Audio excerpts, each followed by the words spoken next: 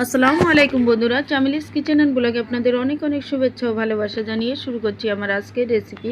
আজকে আমি আপনাদের রান্না করে দেখাবো মুগের ডাল, ডিম আর আলু দিয়ে। তার জন্য এই যে মুগের ডালটা কড়াইতে নিয়ে নিয়েছি, এদিকে আমি ডিমটা সেদ্ধ করে নিয়েছি, এদিকে আলু কেটে নিয়েছি। মুগের ডালটা কড়াইতে নিয়ে ভেজে নেব। বন্ধুরা, মুগের ডালটা ভেজে নিচ্ছি। আমার ডালটা ভাজা হয়ে গেছে, হাঁড়িতে ঢেলে নিয়েছি। এবার ধুয়ে পরিষ্কার করে নেব। এদিকে কড়াইতে নিয়ে নিলাম তেল, সয়াবিন তেল নিয়েছি। এবার দিয়ে দিলাম পেঁয়াজ কুচি,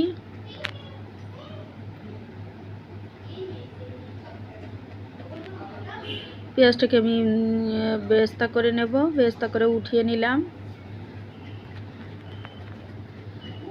এবার হচ্ছে জিরে বাটা, আদা বাটা, রসুন বাটা একসঙ্গে বেটে রেখেছি আমি, সেটাকে দিয়ে দিলাম 3 টেবিল চামচ পরিমাণে। 3 টেবিল চামচ পরিমাণেই দিয়েছি,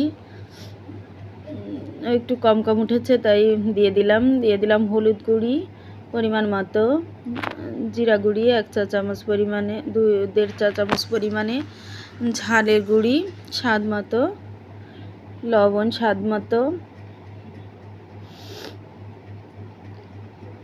ঝালটা আপনারা যে যেমন পছন্দ করেন তেমনই দেবেন। এবার আমি মশলাটাকে ভালো করে নেড়েচেড়ে কষিয়ে নিচ্ছি। দেখেন বন্ধুরা, আমি মশলার ভিতর দিয়ে দিলাম নারকেলের দুধ দিয়ে আমি মশলাটাকে ভালো করে কষিয়ে নেব।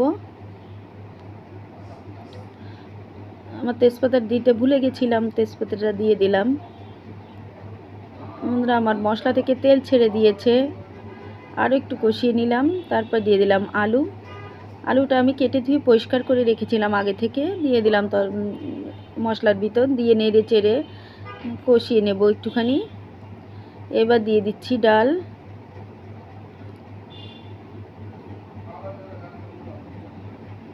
ডালটা দিয়ে আবার নেড়ে চেড়ে নিচ্ছি। এটা মুগের ডাল, সোনা মুগের ডাল, শুধু মুগের ডাল না, সোনা মুগের ডাল। এবার দিয়ে দিলাম নারকেলের দুধটা আমি ডালের হাঁড়িতে দিয়ে ঢেলে দিয়েছি। আমি মাঝারি সাইজের একটা নারকেল দুধ করে নিয়েছি।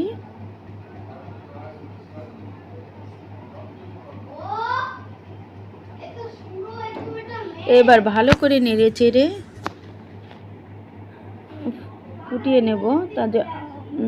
ডাল ফুটাতে ওটুকে দুধে হবে না, তার জন্য আমি একটু পানি দিয়ে দিলাম। দিয়ে আমি ভালো করে নেড়ে চেড়ে ডালটা ফুটিয়ে নিচ্ছি, আলুটা সেদ্ধ করে নিচ্ছি। দেখেন বন্ধুরা, আমার ডালটা ফুটে গেছে, আলুটাও সেদ্ধ হয়ে গেছে। এবার আমি ডিমটাকে দিয়ে দিলাম। ডিমটা আমি সেদ্ধ করে বেছে রেখেছিলাম আগে থেকেই।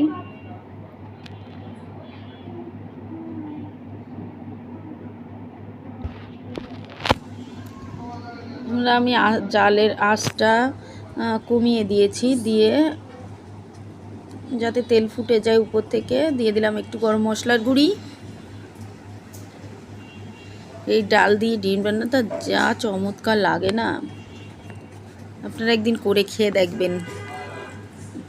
খুবই টেস্টি এবং মজার এই রেসিপিটা। এবার যে পেঁয়াজটা আমি বেরেস্তা করে রেখেছিলাম সেটাকে উপর থেকে ছড়িয়ে দিলাম। এবার নেড়ে চেড়ে মিশিয়ে নেব।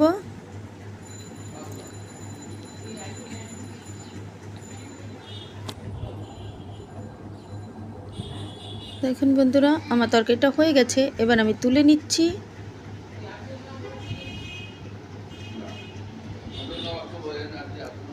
দেখেন বন্ধুরা, কি সুন্দর হয়েছে, খেতেও তেমনি টেস্টি এবং মজার ছিল।